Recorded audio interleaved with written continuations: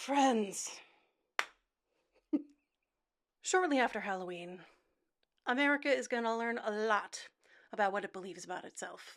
If you subscribe to my newsletter, if you read my books, if you're watching this, chances are you agree with me about some pretty basic political questions that are going to be answered by the presidential election this year. Questions like, are women people? Are trans and non-binary people people? Are immigrants people?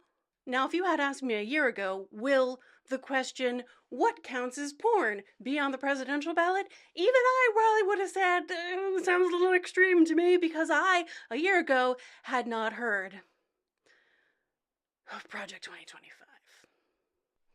I'm guessing by now you too have heard of Project 2025.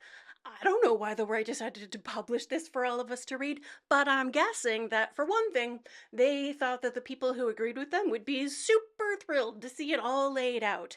And two, they assumed that the people who don't agree with them would be so shocked that they would never think that it was real. They would never think that the right would actually do those things.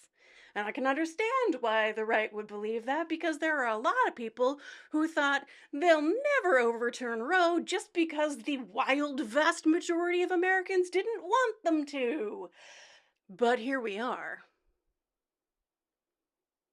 So I know there are lots of great resources available on the internet. I will link some of them below to explain some of the not amazing things that you will find actually in the pages of Project 2025, but I want to focus on one specific paragraph that shows up on page 2 of this almost 1,000-page document. It is a passage that a lot of people found it difficult to believe they would ever possibly do, but we now have secret filmed footage of someone confirming that yes, indeed, they do literally mean this. They do literally mean that they want to ban pornography. But when you read Project 2025, you find out that what they mean by pornography isn't even a little bit like what you or I mean when we say pornography. Here is the paragraph or the sentences in question. Pornography, manifested today in the omnipresent propagation of transgender ideology and the sexualization of children, for instance, has no claim to First Amendment protection. There's some other stuff in there too. They go on to say, porn's purveyors are child predators and misogynistic exploiters of women. Their product is as addictive as any illicit drug and as psychologically destructive as any crime. Pornography should be outlawed. The people who produce and distribute it should be imprisoned. Educators, here's where they show their bottoms. Educators and public librarians who purvey it should be classed as registered sex offenders. Again, it's on page 2, if you want to go looking for it. If it sounds vague to you, that is deliberate, so let me clarify. Transgender ideology just means trans people, trans and non-binary people, and the people who support them, and the books and media that welcome them. So, like everybody who's seeing this, what they mean by sexualization of children is, it's too bonkers to explain briefly, but read page 475 if you want to know.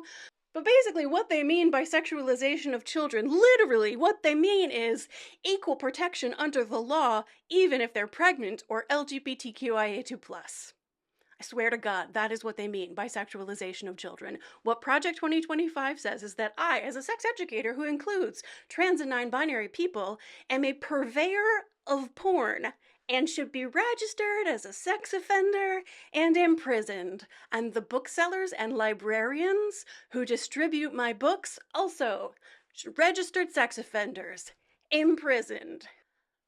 Librarians! It sounds crazy, right? I feel crazy. But again, the vast majority of Americans did not want them to overturn Roe, and here we are. It is real. They mean it. And a lot of Project 2025's agenda is already underway at the state and local level. All those state and local level book bans, all the state and local level attempts to exclude trans kids from school and sports and accessing medical care, all the state and local work against inclusive, comprehensive, evidence-based sex education, that's what they mean by porn. They're doing that work at the state and local level. What Project 2025 does is move that work up to the federal level to make it even harder to fight. It is real. They have been working on it. And we can stop it by voting for Kamala Harris. Pause. As a sex educator, there is only one piece of prescriptive advice that I ever give, and that's to find a lube that works for you. Literally anyone who has any kind of sex can benefit from adding a good lube to their sex life. Even if the closest you get to sex is a massage, the right oil can make a real difference. I am not giving prescriptive advice here either. I am saying that while voting for Kamala Harris is not so universally good for everyone's sex life as finding the right lube, it could be a not very distant second. Sex education and the inclusion of trans people create a world where everyone has greater bodily autonomy, which makes it easier for all people to want, like, or have sex or not have sex on their own terms, which is why right-wing wackos want less of those things. So this is my pitch. I'm asking you to consider voting for Kamala. Some of you are stoked to vote. Awesome. Share that energy with everyone you know. Talk about Project 2025. Share this or any of the other resources that I'm going to put in the box below. Some of you are wondering if voting is worth it. This is me saying, yes, it is. Your vote protects the very idea of sex education and the humanity of all women and LGBTQIA2+ people. Some of you have legitimate reasons to sit this one out, and I get that. All I ask is that you assess those legitimate reasons in the context of what would happen if Trump wins. It sucks that I'm like, vote against Project 2025 regardless of what it means you have to vote for. But like, it turns me into a pornographer and librarians into sex offenders, not to mention all the other appalling shit you will see in the links if you decide to read more. Is it persuasive to talk about why they're going so hard against sex education and reproductive freedom and LGBTQIA2+ people? It's because rigid patriarchal gender binary is the foundation of every good modern autocracy, dictatorship, and fascist state around the globe. Project 2025 sounds crazy, but it's not. It makes perfect sense when you recognize it as necessary progress toward a Christian, white, nationalist state. Part of my perspective as a sex educator is that I am in favor of harm reduction. I'm not about abstinence from potentially risky behaviors. I'm about choosing behaviors that reduce the risk of unwanted consequences. Needle exchange, condom use, birth control are all harm reduction strategies. Voting for Kamala reduces the risk of the unwanted consequence of white nationalism ensconced in federal policies in ways that it would take generations to undo. Voting for Kamala might even potentially open an opportunity to reduce the white nationalism already deeply rooted in the federal government, since once somebody's in office, we get to protest and let them know what we want from them. Change happens that way, even in dire circumstances. Some of you are considering voting for third party. I also get that. Voting for a Democrat can feel like choosing an all-inclusive vacation where part of what's included is a nice beach, but also part of the vacation is Squid Game. Nobody wants to choose Squid Game, no matter how nice that beach is. And the reality of this moment is that come January, either Donald Trump or Kamala Harris will become president. Either part Squid Game or 100% Squid Game with the guns aimed at anybody who isn't a white, heterosexual, married, Christian, cishet man with biological children and a job. Or not a job as a librarian, I guess. Whatever way you feel about VP Harris and or the Democrats, it is only under Trump that everyone like me who works for the well-being of LGBTQIA2+ people and women of all kind would be considered pornographers and sex offenders. Never has it been less true that there's no real difference between the two major parties.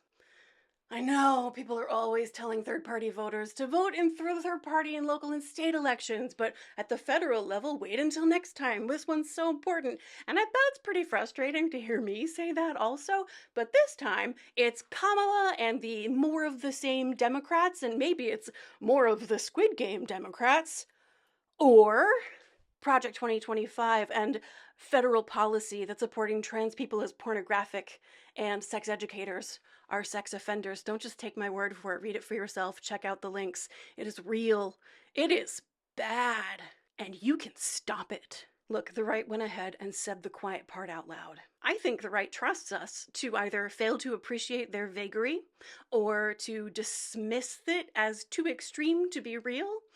I think they also trust us to do this purity thing we do of only voting if a candidate is untainted by the problems of mainstream politics.